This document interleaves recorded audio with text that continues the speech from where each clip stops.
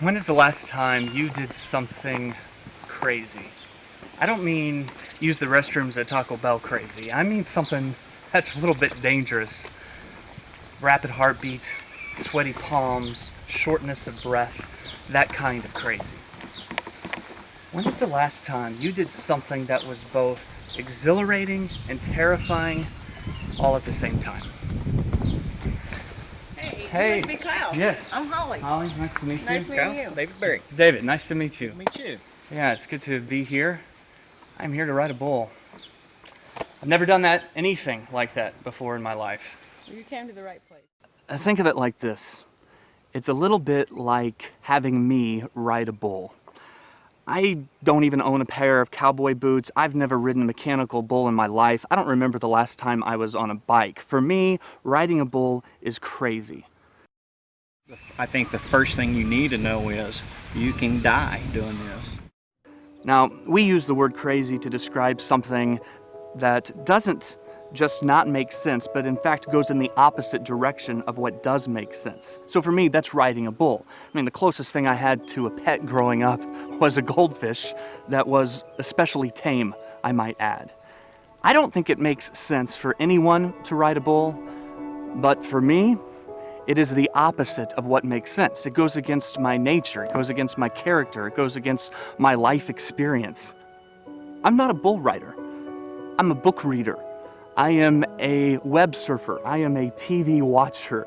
I don't ride bulls. It is in the opposite direction of my comfort level and of who I am and what I've learned to do over the years. And so as we listen to Jesus teach the Sermon on the Mount, here's what we'll find.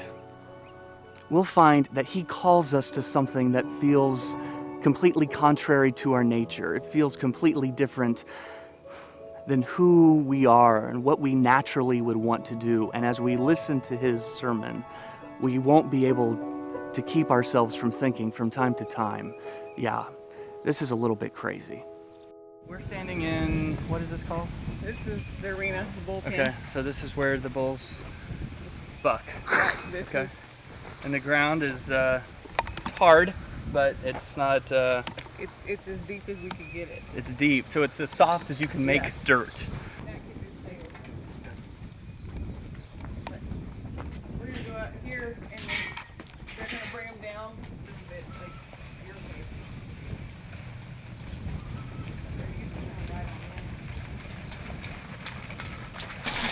I'm trying to find one. I'm trying to find one that I feel good about.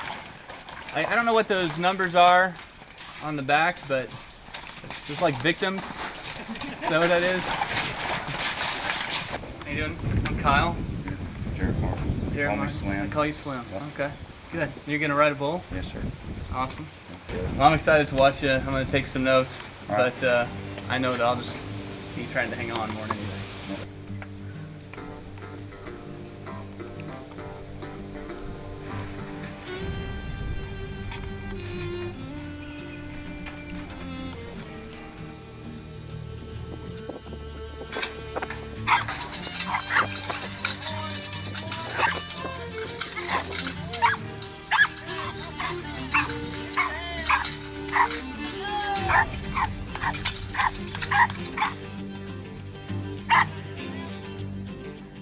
I'm pretty sure he just landed on his head.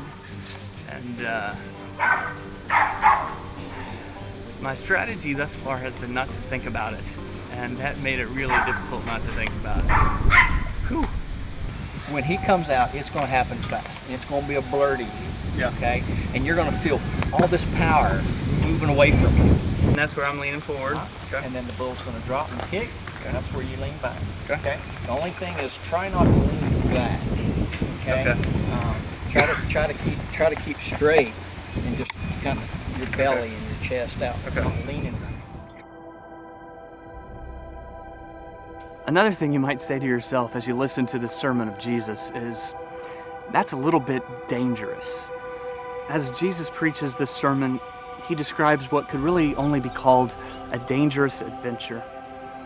In fact, it seems to me that it might be appropriate to attach some warnings to his teaching. And so maybe you say, warning, following Jesus may be dangerous to your relationships.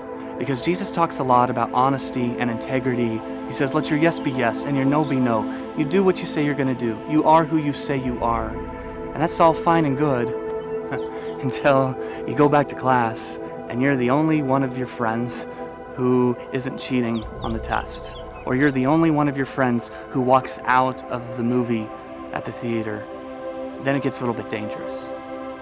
Or you respond to the person who hurt you or took advantage of you, not with bitterness and anger, but you turn the other cheek and you extend grace and forgiveness. That's dangerous. Or warning, following Jesus may be dangerous to your financial status and your career aspirations, because Jesus said things like, don't store up for yourself treasures here on earth, but store up for yourself treasures in heaven. Jesus said, don't look at a woman lustfully, and it's a little bit dangerous to go to a friend and to say, I have really been struggling with pornography. You see, it's really not that dangerous to go to church once a week and to sing some songs and to listen to a sermon, but to actually follow Jesus, that's dangerous.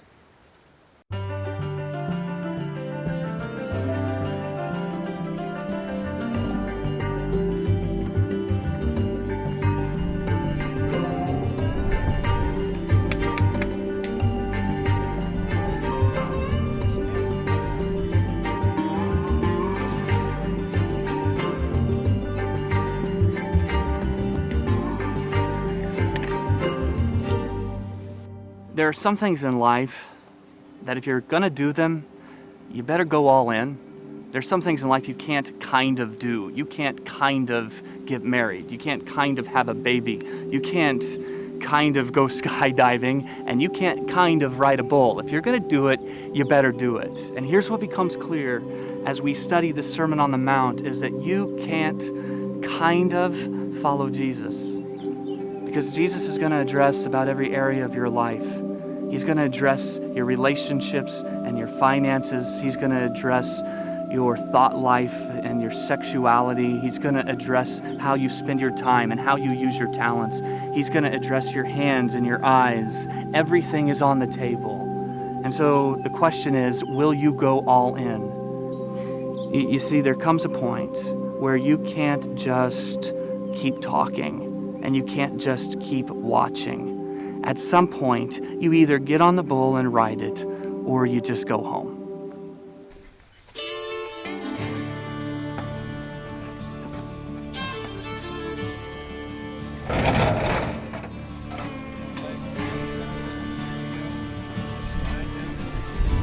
Is this about right yet?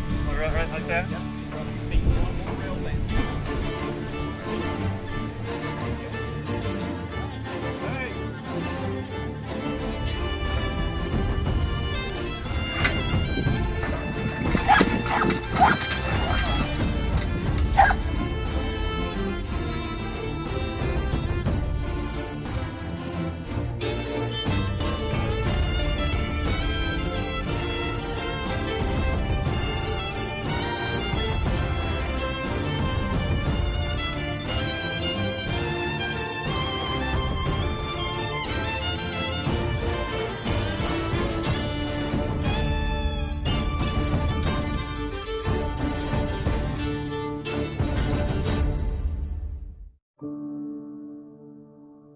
My prayer is that in the next few days, many of you would have this honest moment with Jesus and that you would go all in, because there comes a point where you just have to decide if you're going to go for it or not.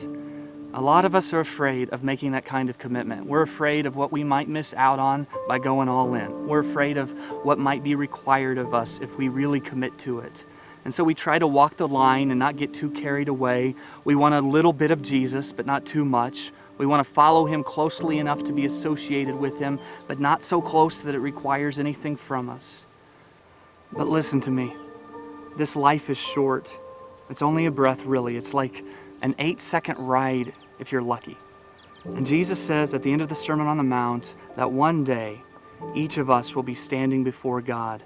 That before you know it, the buzzer will sound, and that day will be here for every one of us. So yeah, it is. It's a little bit crazy. It's a little bit dangerous. But in the end, it's worth it. So hang on tight, give it all you've got, and enjoy the ride. Thank you. Thank you. Appreciate it. Thank you. Glad you was here, and we enjoyed it. Yeah, I'm gonna go curl up in a fetal position. Thanks. Cowboy up. Yeah. No. It's too late for that. You can't clap now because you were laughing when I almost died. So your tears mean nothing to me. My wife kind of grew up around all of that, right? And so I thought when I showed it to her, I thought she's going to think, he's awesome. And I showed it to her, and she laughed so long and so hard that she was crying and she couldn't breathe.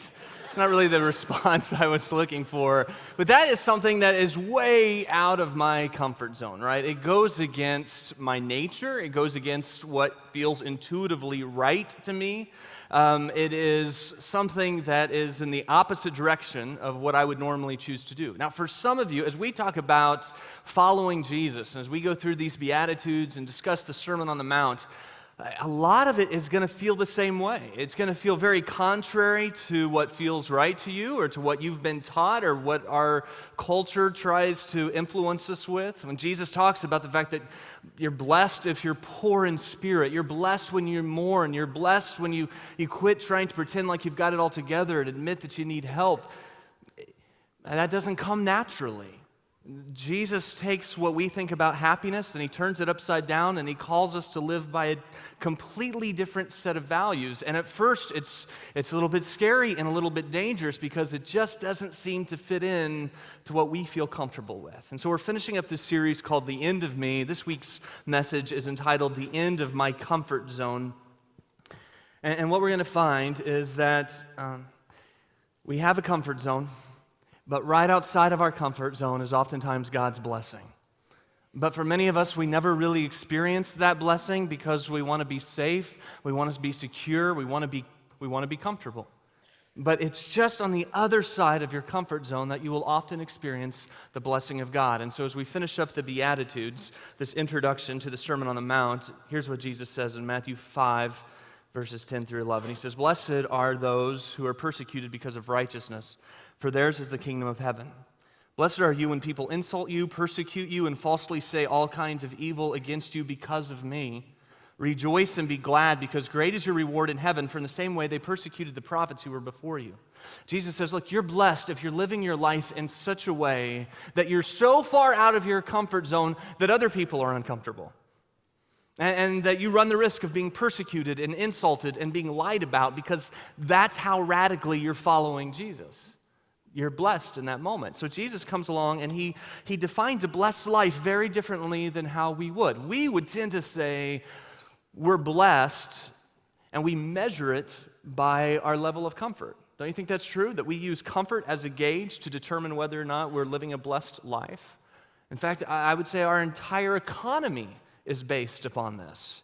If you just pay attention to the commercials, look at it through this lens, you'll find that more often than not, things are advertised to you and to me as something that will make your life easier and more comfortable. So you watch the commercials and you've got a minivan and they advertise that there's like 8 cup holders in this minivan. Or an airline announces that they've added an entire 4 inches of legroom to the coach seating area. Or I was reading about this new Lazy Boy recliner that has a refrigerator built into the side. It's like God himself designed this. It's just, you just open it up and there's your drink right there. If they could somehow turn that into a toilet as well, I mean, you'd never have to get up. You would just, it's just so comfortable. And there's something about us that's how we define what it means to live a blessed life. We want to just relax, grab a drink, kick back. And so Jesus makes it clear that, look, the blessed life is not always going to be the easy life. It's not just, flying first class and being waited upon at 5-star restaurants and sleeping on a memory foam mattress and getting regular massages. He says, no, look, a blessed life is a life where you're living far enough outside of here that there is a risk of persecution and insults and being lied about. And so you just see this consistently in Scripture, that when people step outside of their comfort zone, they put themselves in a place where they can be blessed by God. So you have Noah. Well, Noah couldn't keep his comfortable, normal life and be obedient to what God had called him to in building the ark at the same time. He had to leave the comfort zone, and he was ridiculed, and he was mocked. But there was a blessing for him. And we read about Moses, who couldn't stay on the backside of the desert herding sheep for his father-in-law, and at the same time go with God, follow God to help free the slaves out of Egypt. He had to leave his comfort zone in order to be used by God. But there was a blessing. He had to leave the comfort zone, but there was a blessing on the other side of it. Or you think about Esther going before the king, and she could be killed by going before the king uninvited. But she said, if I perish, I perish. And she leaves her comfort zone. And there's a blessing there. And we just see this is true. If you look at the disciples that Jesus calls, they leave behind their fishing nets, or they leave behind the tax collector's booth and a profitable business in order to follow Jesus. And they find that on the other side of their comfort zone is a blessing that they never would have experienced had they stayed in their comfort zone. And so here's your comfort zone. Here's God's blessing so many times. And so maybe you hear that and you think, well, okay, fair enough. I need to be pushed a little bit. I need to step out of my comfort zone. But I don't even know where the boundaries are. I don't really know where the lines are. I would say for some of you, the fact that you're here right now, you are outside of your comfort zone. And I hope that you find God's blessing in being here.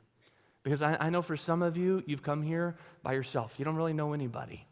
And that takes a lot of courage to just come to a church where you don't really know anybody, but you've been obedient to God and you followed him here. It's not an accident that you're here. But for others of you, you're not sure where the lines are. How do you know where your comfort zone ends? Well, here's how you know. It's really not that hard. Fear will tell you when you're getting close. That's how you know. When you start to get scared, that means you're probably getting to the end of your comfort zone. And so here's the question I'd like for us to just kind of think through together. When was the last time following Jesus produced fear in me? When is the last time that following Jesus produced fear in me? Because there is something wrong if I'm following Jesus and fear is never a factor and courage never needs to be called upon. One way you know that you are following Jesus is that he always does this. He leads you out of his comfort zone, or out of our comfort zone. It's what he does. But most of us, we want to follow Jesus, but we want to stay in our comfort zone. Well, you can do one or the other, but you can't do both. One of my favorite places to speak at different times is in our local state prisons. And most recently, I was visiting a prison. I love to talk to the inmates and just kind of hear their stories. And I noticed this guy passionately worshiping. And I was just moved by his worship because he just looked like this very big, intimidating guy. You could tell he had lived a pretty rough life, and he just like kind of this big biker guy with tattoos up his arms and his neck and a shaved head, and he was just worshiping God. But he's the kind of guy that you just instinctively know you shouldn't make eye contact with, right? I mean, you just feel like you should look down when he's looking in your direction. Or if you see him walking across the street, you don't mean any offense by it, but you just find yourself going to the other side. It's kind of a scary looking guy. And so I was talking to him afterwards, and he said, "Can I ask you a question?" I'm like, "Yes, sir." And he told me that he was in for murder, that he had killed a man. He'd shot and killed a man. And but he said that he hadn't been in church since he was a little kid, but for 7 years before he was arrested and incarcerated, for 7 years, he lived directly across the street from a church.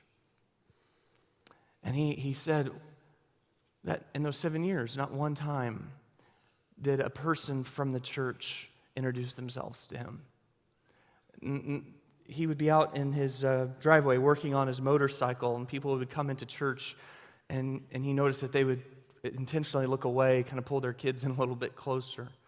Not one time in 7 years did someone walk across the street and invite him to come back with them to church.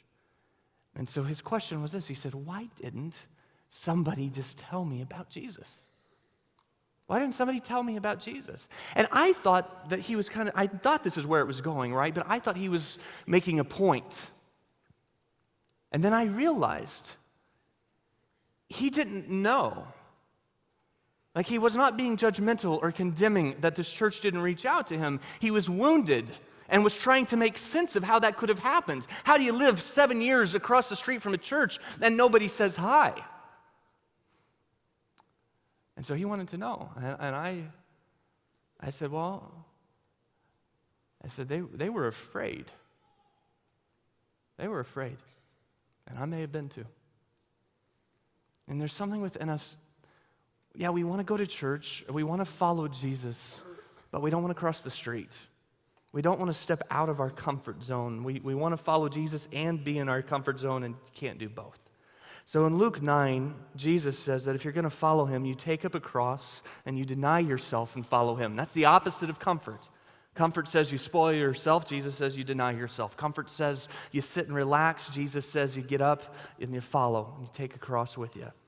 But at the end of that chapter, we read about a man who approaches Jesus as he's traveling with his disciples. And he wants to follow Jesus. Verse 57, it says, as they were walking along the road, a man said to Jesus, I will follow you wherever you go. Here's the word, wherever, meaning there's no zone, right? Wherever you go, that's where I'll follow you. There's no boundaries, there's no borders. Wherever you go, I'll go. And Jesus says, verse 58, foxes have holes and birds of the air have nests, but the Son of Man has no place to lay his head. He says, I'll follow you wherever. And Jesus says, okay, well, I hope you're not especially attached to beds, because where I'm going, there's no place to lay your head. And suddenly we find that this man is kind of stepping back from his commitment. Why? Because he wanted to follow Jesus. And then Jesus said, well, here's where I'm going. And the man wanted to stay in his comfort zone. He didn't want to step outside of that. And here's what I think is happening for all of us in one degree or another, is that Jesus is pushing you outside of your comfort zone. He's calling you to do something that doesn't feel safe. It feels a little bit dangerous, and it feels a little bit crazy. I don't know what it is for you, because it's different based on how long you've been following Jesus, but I know for some of you, He's calling you to follow him in your own home. Even in your own home, it's out of your comfort zone. It's out of your comfort zone to submit. Like, that's just hard for you. A lot of different reasons for it, but it's hard for you to let somebody else have any kind of control over your life. Or it's out of your comfort zone to be a spiritual leader in your own home. I mean, just the thought of praying out loud with your wife or with your kids, it's a little intimidating, or talking to them about what God is doing in your life or what he's teaching you. For some of you, maybe the comfort zone that he's calling you out of, maybe that's in your neighborhood. And you're just not naturally the kind of person who goes over and introduces themselves. And that's out of your comfort zone, to try to work Jesus into a conversation. And you're afraid what people will say. And maybe they'll talk behind your back. And Jesus says, well, if they do, you're blessed. You're blessed. Or maybe it says you go back to school. Students, and you know, it's out of your comfort zone to have a Bible with you. Or it's out of your comfort zone to say a prayer before lunch, or to reach out to the kid that nobody's really friends with. And you're afraid if you do some of those things, people are going to start avoiding you too. And you don't want to be the weird religious kid in school. And you're afraid that what people might say or how people might talk about you. And Jesus says, well, if they do that, you're blessed.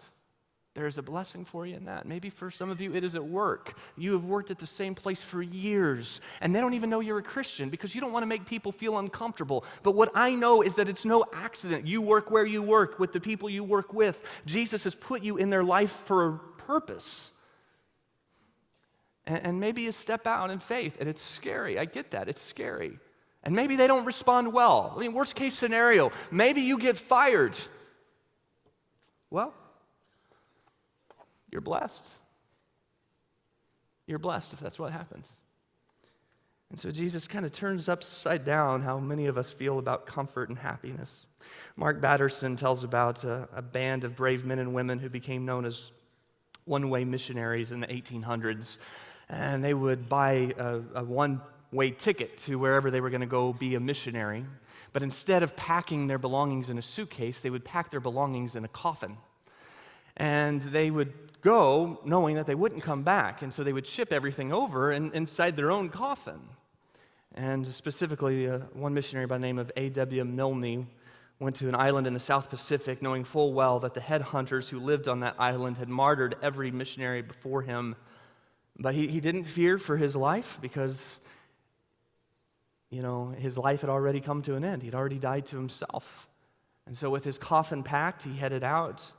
He spent 35 years living among the people of this tribe, and when he died, the tribe members buried him in the middle of their village, and they put this epitaph on his tombstone. When he came, there was no light, and when he left, there was no darkness. See, I don't know when it happened, but at some point, we started to think that we could follow Jesus and be comfortable at the same time. At some point, we thought, oh, these things can go together. No, they can't. I don't know when it happened, but at some point, we started to think that we could follow Jesus and not have to do anything dangerous, that we could just, not do hard things, and we could play it safe. That is not how it works. And maybe as a church, we are partly responsible for this, because I tell you, we get caught up sometimes, and we want you to be comfortable, and we get concerned if the service goes a little bit too long, and we want to make sure everything is as comfortable as possible for you. And maybe somewhere along the lines, we've just developed this mentality that being a follower of Jesus means that I have rights to comfort, that because I follow Jesus, that I'm supposed to be comfortable. It is the opposite. And if you follow Jesus, he's going to lead you out of your comfort zone. You can follow Jesus, or you can stay in your comfort zone. You can't do both.